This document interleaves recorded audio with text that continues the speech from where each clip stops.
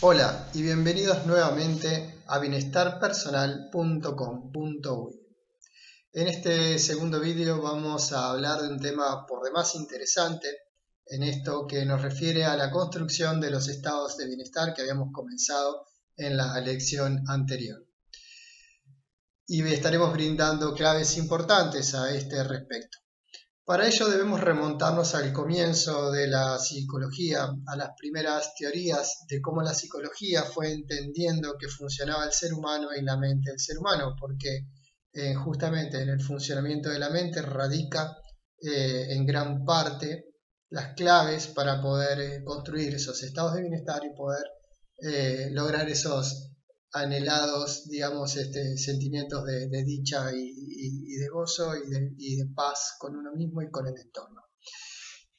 Una de las primeras teorías en psicología eran las teorías del trauma, es decir, cuando esta ciencia comenzó a desarrollarse y empezaron a llegar los primeros, vamos a decir, casos clínicos a principios de los siglos, a propósito de los siglos pasados, se empezó a entender de que la mente era una especie de sustancia muy maleable, muy fácilmente impresionable, que el ser humano era, digamos, como muy frágil en lo que era su estructura mental, al punto de que cualquier situación podría llegar a generar un trauma que en el futuro terminaría condicionando en gran medida bueno, todos los pasos que esa persona podía seguir dando.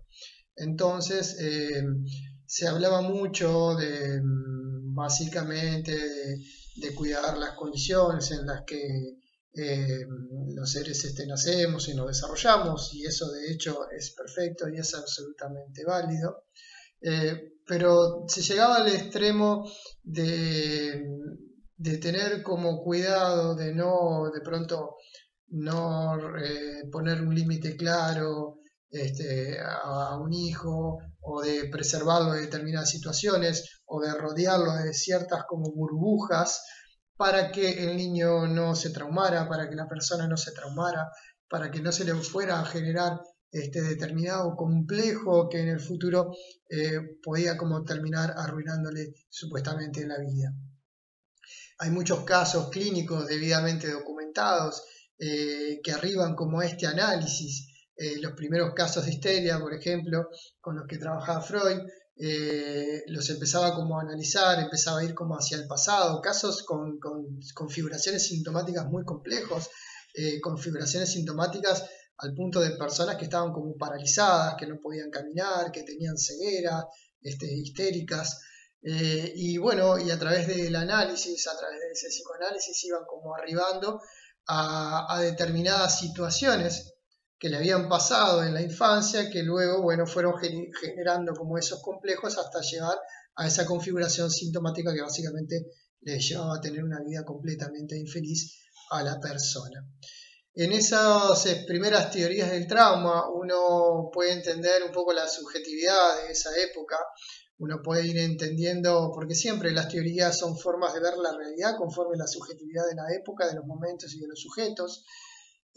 Nunca una teoría es 100% válida, es solo un modelo para tratar de entender y arribar a la realidad.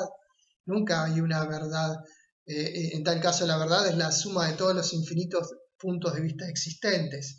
Entonces siempre nos sabemos portador de tan solo un punto de vista o a lo sumo un punto de vista que engloba varios puntos de vista, pero nunca arribamos a una verdad absoluta y la ciencia, de hecho, no debe de intentar presumir de tener la verdad. Simplemente lo que hacemos es construir modelos para buscar explicar esa realidad y poder abordarla de una manera más eficaz, vamos a decir. La psicología no escapa a eso y mucho menos por ser una ciencia que arriba la naturaleza, que trabaja sobre la naturaleza humana. Entonces, a través de esas teorías del trauma uno ve la subjetividad de la época, vamos a decir. Uno se quedaba preguntando después que estudiaba todos esos casos, uno quedaba como en la conclusión de que, bueno, qué frágil es el ser humano, que una pequeña cosita que le pasa de chico después resulta que puede llegar a arruinarle la vida por siempre. Y había algo que a uno le quedaba haciendo como cierto ruido, porque digo, no, no puede ser que seamos, estemos tan indefensos, no puede ser que seamos tan frágiles, porque en esos casos la configuración sintomática era realmente muy compleja para una personalidad sufriente. Y cuando llegaban a la causa, resulta que la causa había sido muy insignificante. Y a veces ni siquiera se llegaba a entender o a demostrar si la causa había sido real o había sido imaginaria. Entonces ya no bastaba con proteger a la persona de cualquier cosa que la podía llegar a imprimir, ¿no? A la forma de, como de sello, a imprimir de manera negativa para el resto de su vida, sino que también había que velar porque no se imaginara cosas que terminaba decodificando como peligros reales y eran peligros simbólicos y terminara traumándose de por vida. Así comenzó la psicología dando sus primeros pasos, pero dio un salto significativo, las teorías de la mente, con el desarrollo de lo que es la psicoterapia. Es decir, a partir de que se empezó a desarrollar la psicoterapia y que empezó a cobrar auge y empezaron a haber, bueno, muchísimos más casos clínicos por todo el mundo, las personas, los profesionales empezaron a trabajar en esto de asesorar en la construcción de estados de bienestar a las personas, hubo algo que empezó a ser como muy notorio. Uno en la clínica veía personas que de pronto habían vivido un sinnúmero de situaciones realmente complejas, realmente angustiantes, realmente traumáticas, y sin embargo se encontraban en un estado de equilibrio, que sí venían a la consulta para poder resolver sus problemas, pero no habían enloquecido, no habían cometido ninguna locura, no tenían una configuración sintomática realmente muy grave, querían ser felices, querían estar bien, querían estar en paz, querían desarrollar su potencial, pero sin embargo, a pesar de todo lo que habían vivido, era muy significativo verlos entrar a consulta enteros, ¿no? Parados en sí mismos, enfrentando la situación de pie, dando batalla, como se dice. Y también la situación contraria, personas que habían vivido una vida totalmente agraciada, totalmente llena de cosas, llamémosle positivas, de condiciones favorables, con ninguna situación demasiado compleja a resolver, ni demasiado grave, ni demasiado dolorosa, y venían con configuraciones sintomáticas complejas, o con estados de angustias muy profundos, o con estados de parálisis, ¿no? De parálisis en el sentido de no saber qué hacer y de confusión mental severos. Entonces, a partir de ahí, amerita una reflexión muy clara. La primera conclusión que los psicoterapeutas empezamos como a elaborar es una de las claves que hoy vamos a brindar para lo que es la construcción de los estados de bienestar. No es lo que te pasa en la vida lo que hace que tú seas más o menos feliz o más o menos desdichado. No necesariamente es lo que te pasa, no exclusivamente lo que te pasa. Es decir, no se establece un determinismo lineal en si tuve una buena vida, soy una persona feliz, si tuve una mala vida, soy una persona infeliz. Y acá tenemos que detenernos un segundo a reflexionar, porque todos creemos en el fondo, en alguna parte, o siempre creímos, que si nos pasan cosas buenas vamos a ser felices y si nos pasan cosas malas vamos a ser desdichados. Y cuando hablo de bien y mal, hablo de cosas favorables o desfavorables para nosotros mismos. Pero ¿dónde está el punto de lo favorable y lo desfavorable? Porque muchas veces nos han pasado cosas dolorosas que sin embargo, o cosas desafiantes que una vez que las hemos resuelto y una vez que hemos aprendido a sobreponernos a ellas, terminamos sacando nuestro potencial y terminamos siendo o más amplios o teniendo mayor carácter, o teniendo mejor llegada o desarrollando nuevas habilidades. Entonces, necesariamente el punto no está en lo que vivimos. Evidentemente nadie quiere vivir cosas que no son agradables, pero tampoco podemos descansarnos en ese concepto. Bueno, yo estoy así porque viví esto, viví aquello, viví lo otro. Sí, evidentemente, no fue lindo que hayas vivido esa clase de situaciones, pero esas situaciones no tienen el poder para que tú hoy te sientas mal o para que tú hoy te hayas derrumbado o para que tú hoy sientas que hayas fracasado en la vida a consecuencia de eso. Porque existe algo que es el poder de decisión. Existe algo que tiene que ver con qué es lo que yo decido hacer a propósito de lo que me pasa. Entonces, una de las primeras claves bien importantes para la construcción de estados de bienestar es esto. Es que no es lo que me pasa lo que determina si soy feliz o no soy feliz, sino que hay muchas cosas que simplemente pasan en la vida. Y es lo que yo decido hacer con eso lo que en gran medida determina el día después. Realmente determina el día después lo que yo decido hacer, las decisiones que tomo, las actitudes que asumo.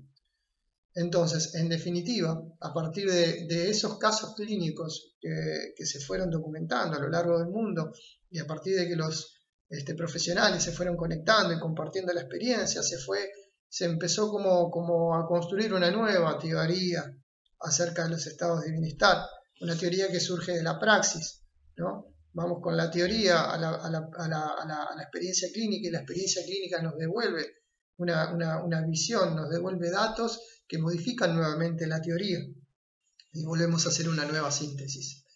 La nueva síntesis dice,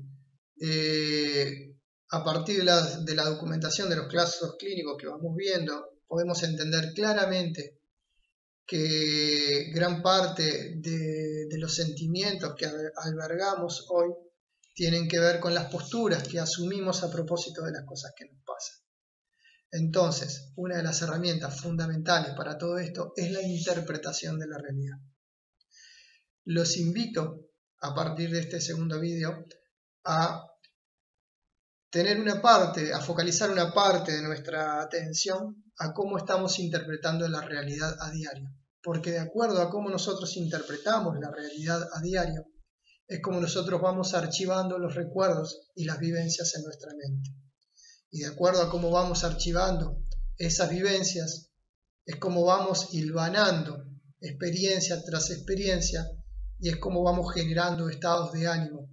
Si determinada situación yo la archivo como algo desagradable o lo archivo como una oportunidad que me desafía para dar lo mejor de mí, voy a tener claramente dos caminos bien distintos.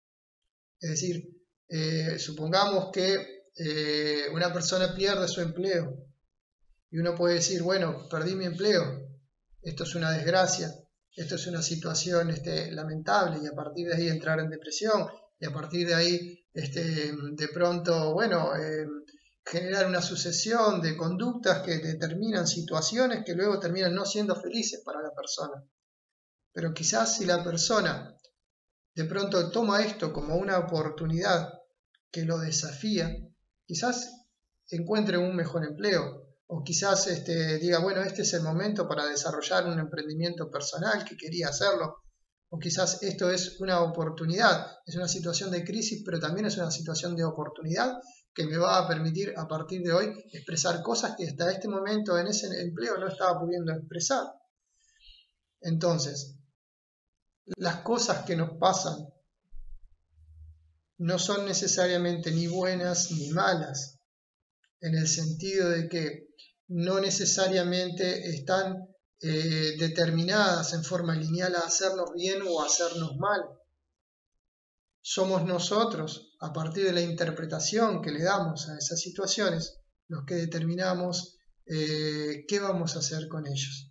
Evidentemente, hay desgracias, vamos a llamar, hay cosas, fallecimiento de seres queridos, situaciones profundas, situaciones dolorosas, ruptura de relaciones, hay cosas que realmente duelen y no estamos diciendo de que uno tenga que andar con una sonrisa todo el tiempo por la vida frente a las cosas que le pasan y que son dolorosas.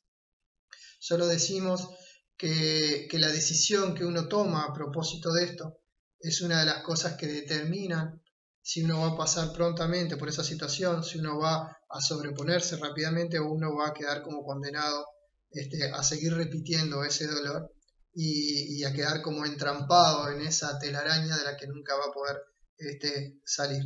En definitiva, la buena noticia es que a diferencia de lo que eran las primeras teorías del trauma, en las que el ser humano se lo concebía como alguien completamente frágil, que podía llegar a quedar marcado por un evento poco trascendente, ¿no?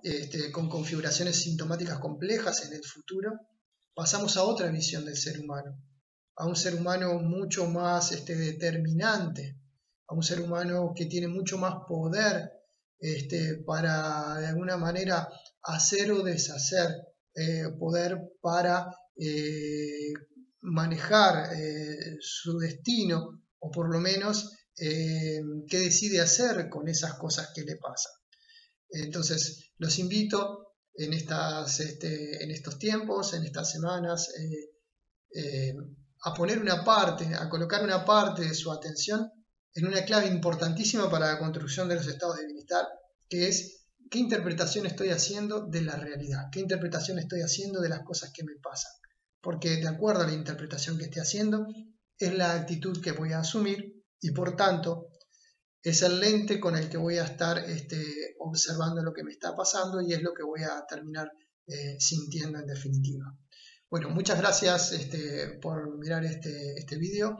Si te gusta, no dudes en darle like y luego te invito a la tercera lección a propósito de lo que es construir estados de bienestar. Puedes visitar mi página bienestarpersonal.com.uy y hasta pronto.